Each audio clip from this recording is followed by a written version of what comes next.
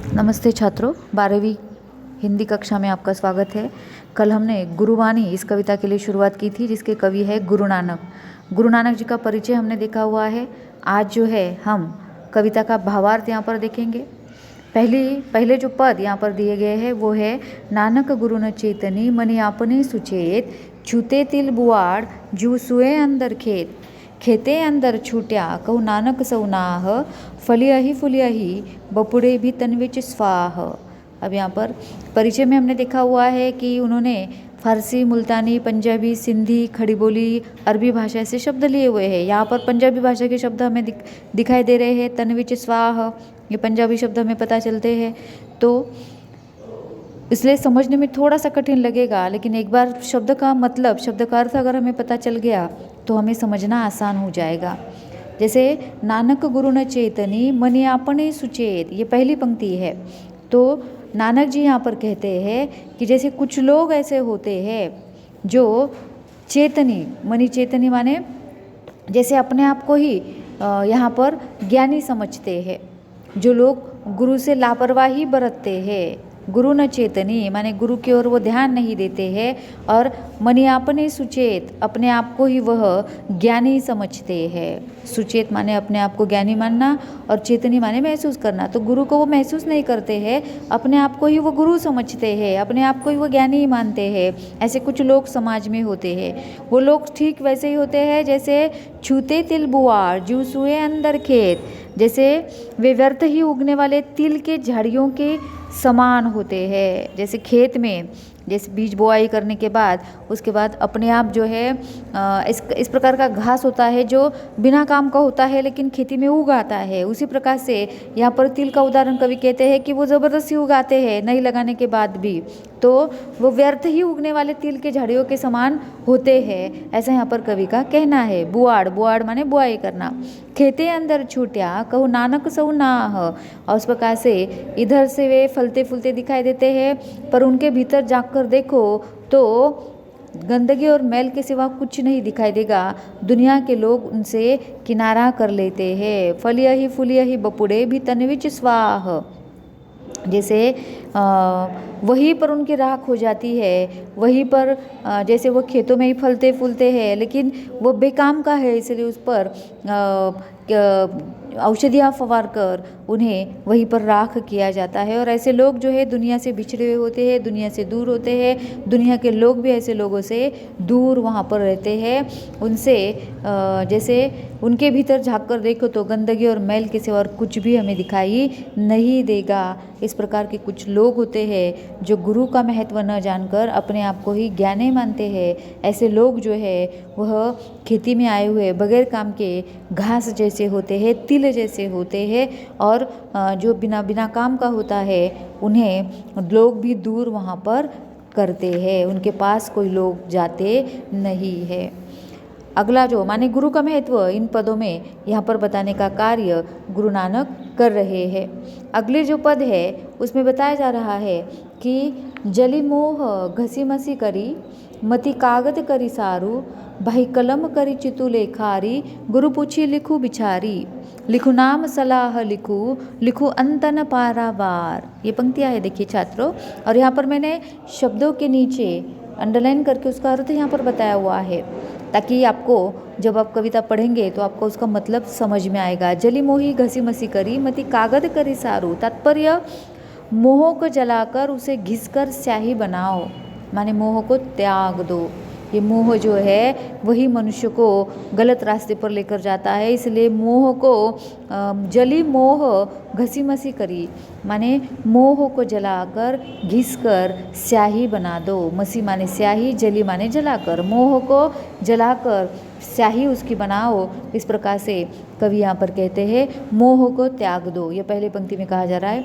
मति कागद करी सारू, मति माने बुद्धि, सारू माने साफ। कागज जो है मनुष्य के बुद्धि को वहाँ पर साफ करता है, बढ़िया बनाता है। बुद्धि को श्रेष्ठ कागज समझो। बुद्धि जो है कागज है, और वो कागज निरंतर साफ होता है, बढ़िया होता है, और इसलिए बुद्धि को हमारे श्रेष्ठ कागज समझो, ऐसा यहाँ पर कवि कहते हैं। मति माने बुद्धि, सारू माने साफ, बढ़िया।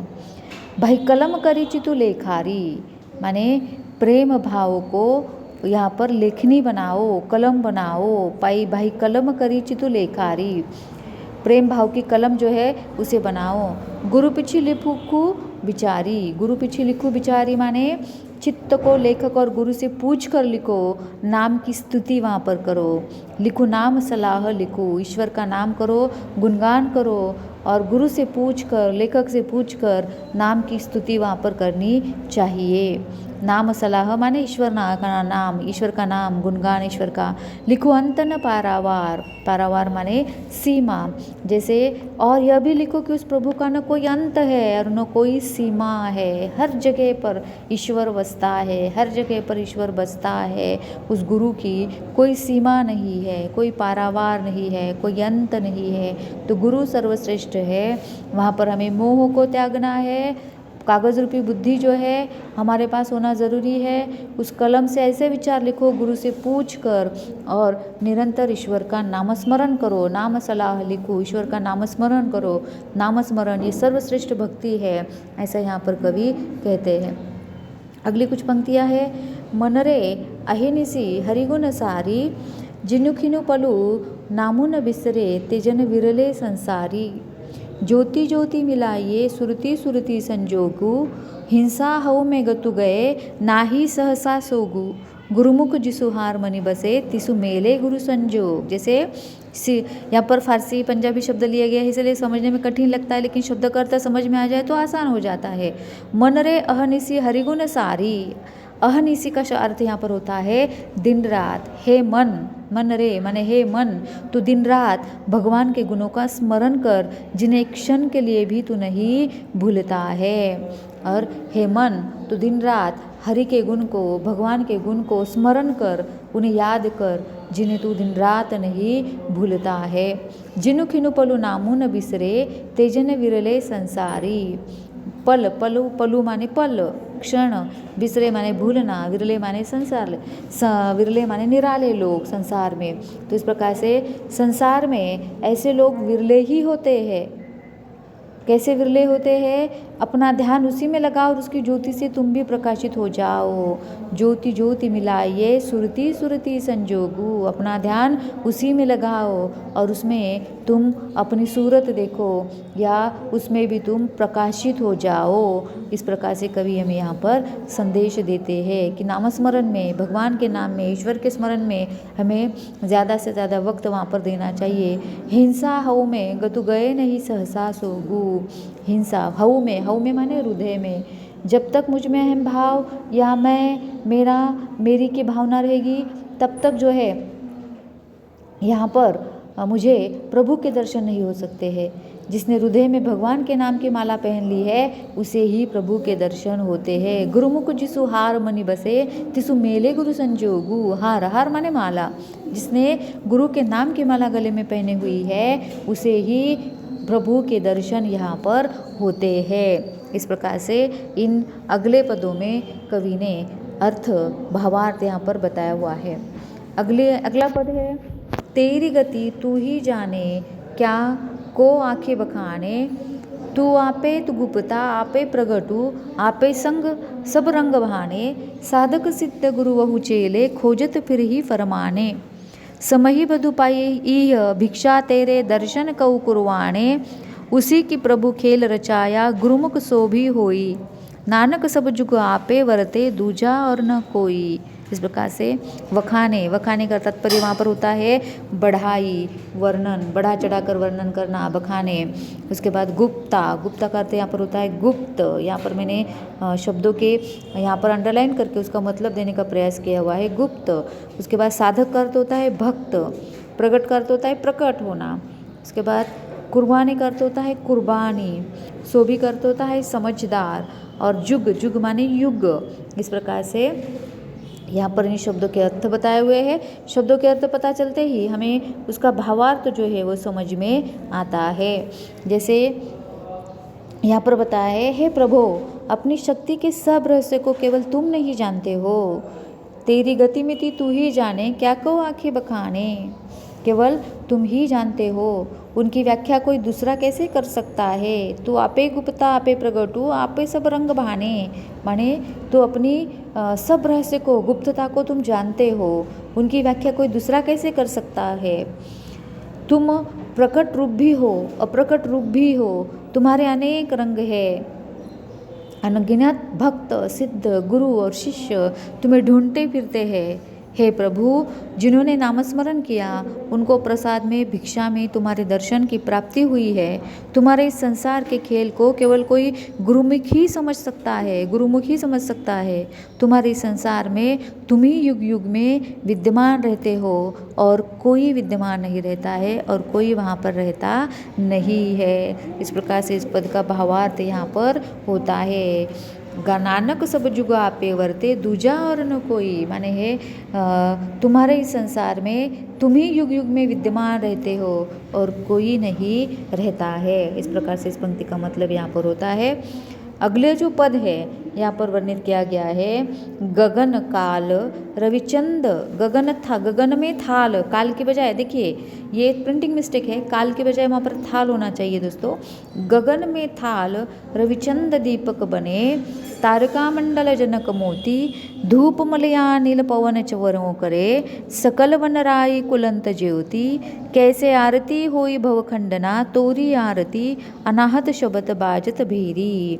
अब यहाँ पर शब्दों के अर्थ हमने लिखे हुए हैं। शब्दों के अर्थों में अगर हम देखेंगे तो हमें पता चलेगा यहाँ पर गगन, गगन माने आकाश, रविचंद, रविचंद का अर्थ होता है सूर्य, चंद्रमा। उसके बाद मलयानील, मलयानील माने मलय पर्वत, हम जिसे कहते हैं, पर्वत का नाम है मलय पर्वत, मलयानील, नील माने पर्वत, मलय उसका नाम है मलय पर्वत। पवनु चौरो करे, पवनु चौरो माने बहना, चौरो का तात्पर्य होता है बहना। सकल, सकल का अर्थ होता है सभी।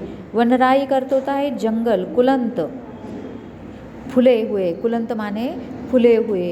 और उसके बाद अनाहत, अनाहत शब्द का अर्थ होता है अनहत नाद। और भेरी माने ढोल, जैसे ढोल बजाए जाते हैं, नाद बजाए जाते हैं, तो उस प्रकार से यहाँ पर शब्दों के अर्थ पता चलने पर उसका भावार्थ समझना हमें आसान हो जाता है। जैसे यहाँ पर गगन में थाल रविचंद दीपक बने, तारका मंडल जनक मोती, तात्पर्य यहाँ पर है कि हे पंडित, संसार में दिन रात महान आरती हो रही है। आकाश की थाली में सूर्य और चांद के दीपक जल रहे हैं, हजारों तारे सितारे मोती बने हैं, मलय की खुशबूदार हवा का धूप महक रहा है, वायु चवर से हवा कर रही है, जंगल के सभी वृक्ष फूल चढ़ा रहे हैं, हृदय में अनहद नाद का ढोल बज रहा है। हे मनुष्य, इस महान आरती के होते हुए तेरी आरती की क्या आवश्यकता है, क्या महत्व है। माने प्रकृति के इन सारे अनगिनत तारों का वर्णन यहाँ पर हो रहा है कि जैसे संसार में दिन रात आरती होती है। कैसे आरती होती है, तो आकाश एक थाली है, आकाश रूपी थाली में सूर्य और चांद के दीपक जल रहे हैं, हजारों तारे सितारे वहाँ पर मोती बने हुए हैं, मलय की पर्वत की तरफ से आ रही जो हवा है वह धूप महका रही है, जैसे अगरबत्ती लगाने के बाद धूप महकती है वैसे मलय पर्वत से आने वाली हवा धूप महका रही है, वायु चवर से हवा कर रही है, जंगल के सभी वृक्ष फूल चढ़ा रहे हैं, हृदय में अनहद नाद का ढोल बज रहा है। जब जंगल में वृक्षों से फूल नीचे पड़ते हैं, गिरते हैं, तो जैसे वह फूल चढ़ा रहे हैं, हृदय में अनहद नाद के ढोल वहाँ पर बज रहे हैं। हे मनुष्य, इस महान आरती के होते हुए तेरी आरती की क्या आवश्यकता है, क्या महत्व है। अर्थात भगवान की असली आरती तो मन से उतारी जाती है और श्रद्धा ही भक्त की सबसे बड़ी भेंट है। फिर आप लोग थालियों में ये थोड़े थोड़े फल फूल लेकर मूर्ति पर क्यों चढ़ाते हैं, क्या उसके पास थालियों की कमी है। अरे आकाश ही उसका नीलम थाल है, सूर्य और चंद्रमा की ओर देखो, वे भगवान की आरती में रखे हुए दीपक है, ये तारे ही उसके मोती है और हवा उसे दिन रात चवर झुला रही है। इस प्रकार से प्रकृति को ही भगवान मानो, प्रकृति को ही ईश्वर मानो और वो ईश्वर रूपी प्रकृति हमारे सामने खड़ी है, उनसे हमें सीख लेनी है। और दिन रात ये आरती चल रही है, दिन रात ये आरती चलने के बाद यहाँ पर भगवान की असली आरती तो मन से उतारी जाती है और श्रद्धा भक्त की सबसे बड़ी भेंट है। फिर आप लोग थालियों में थोड़े थोड़े फल फूल लेकर मूर्ति पर क्यों चढ़ाते हो।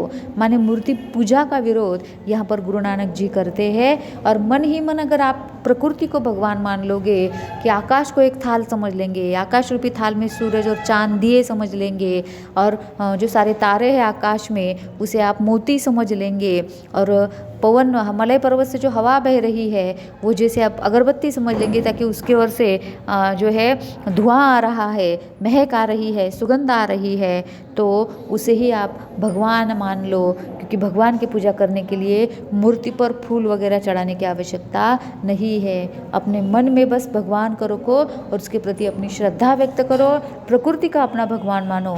इस प्रकार का संदेश, इस प्रकार का भावार्थ इन आखिरी पदों में गुरु नानक जी यहाँ पर दे रहे हैं। माने नीतिपरक बातों का वर्णन गुरु नानक जी ने यहाँ पर किया हुआ है। दोस्तों, यहाँ पर पहले पद में हमने देखा हुआ है कि यहाँ पर मनुष्य के जीवन को उदात्त और चरित्रवान बनाने गुरु का मार्गदर्शन बहुत ज़रूरी होता है, और उत्तम कार्य और सच्ची शिक्षा का बहुत बड़ा योगदान रहता है। ये दूसरे पद में बताया जा रहा है। गुरु द्वारा दिया जाने वाला ज्ञान ही शिष्य की सबसे बड़ी पूंजी है, और संसार मनुष्य जाति का नहीं अपितु उसके उत्तम कर्मों का सम्मान करता है। मनुष्य का श्रेष्ठत्व उसके अच्छे कर्मों से सिद्ध होता है, न कि उसकी जाति अथवा वर्ग से। गुरु नानक ने कर्मकांड और बाह्य आडंबर का घोर विरोध किया है, जो हमें आखिरी पदों में दिखाई देता है। मूर्ति पूजा करने की ज़रूरत नहीं है। इसी प्रकृति को आप ईश्वर समझ लो, भगवान समझ लो, और ये आरती जो दिन रात रोज़ चलती रहती है प्रकृति की, बस उसकी तरफ हमें ध्यान देना है और परमात्मा को मन में बिठा लेना है। कर्मकांड और बाह्यडंबर माने मूर्ति पूजा करने की ज़रूरत नहीं है। इस प्रकार की बात यहाँ पर गुरु नानक जी समझाते हैं, और इस प्रकार से गुरु नानक जी ने नीतिपरक बातों का वर्णन गुरुवाणी इस कविता में किया है। ठीक है दोस्तों, आज हम यहाँ पर रुकते हैं। अगले वीडियो में मैं यहाँ पर सिलेबस का अगला भाग लेकर आऊँगी। तब तक के लिए धन्यवाद। वीडियो को शेयर कीजिएगा और लाइक कीजिएगा। धन्यवाद।